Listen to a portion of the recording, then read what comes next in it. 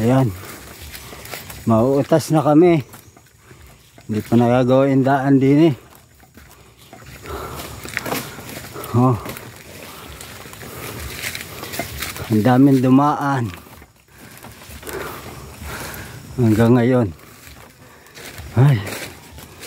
30 minutes. 30 minutes na lalakad dito. Yan. Oh. Mautas na, abot pa ng bata pa kami. Ito.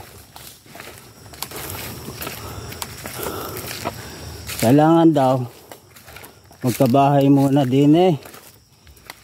Sa lugar na ere. Bago gawin yung kalsada. Yan.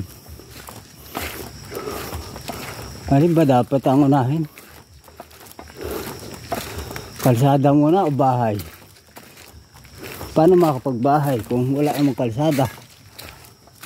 Oh. Ayan o. Itong dala-dala namin o.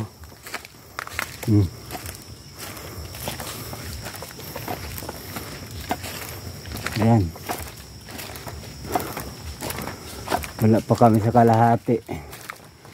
Mauutas na kami mga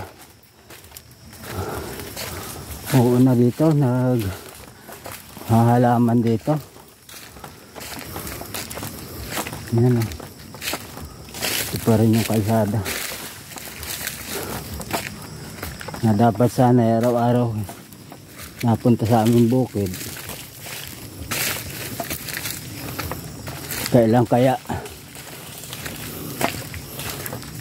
magagawa ng paraan na rin. Kahit daan-daan sana ang motor, pwede na.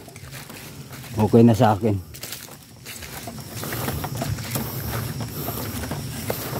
Oh.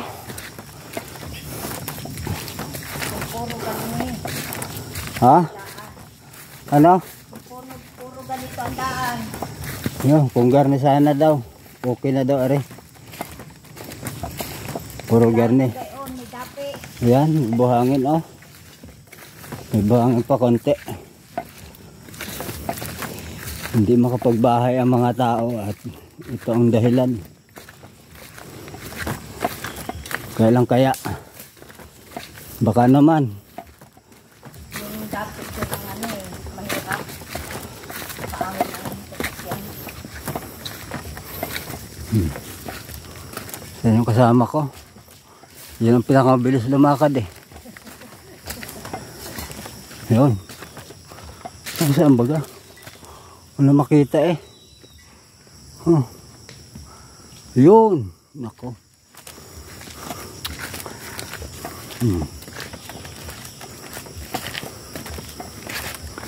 Tatlo kami. Naglalakad na rin oh.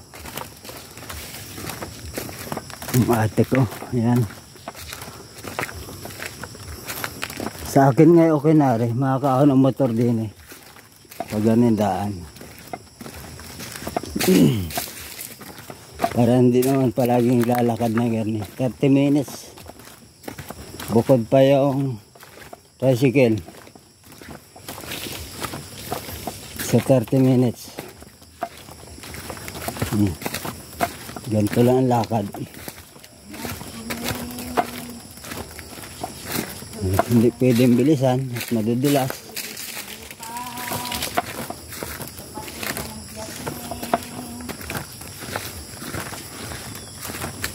Yung mga farmers na nagtatrabaho dito,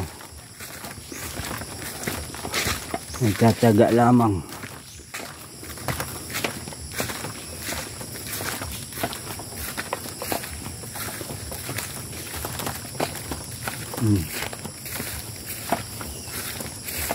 Yan.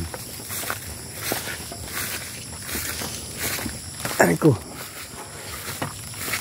Natapasan pa sa loob. Ayan o. Nasuklot. Gakawit kami ng nyog. Magakupras kami.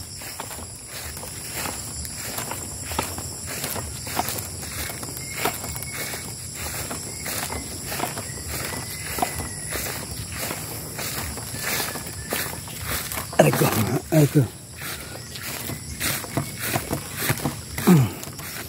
Ayan, sa balikat ko. Yung tali. Mabaon. Mabaon yung tali.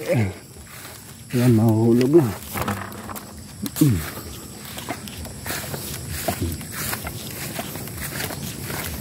Oh. Ito yung kalsada. Oh. Naharangan ng kahoy. Kaya dito tayo. Ayan. Yung tumbang kahoy. Oh.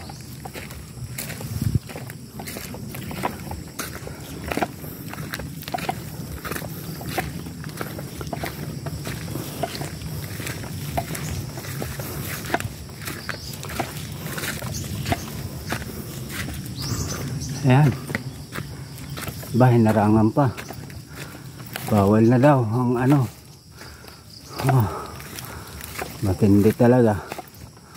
Masisira nga naman ang kanilang lupa. Oh, narangan oh. Kapag dumaan ang kalabaw, kabayo, mahuhukay ito. Masisira kagaya niyan. Lalim. Oh, ayan yung kalsada oh.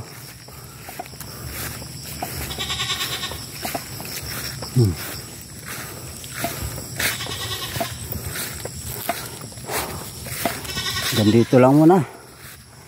Thank you for watching. Mga guys, good morning sa inyo lahat.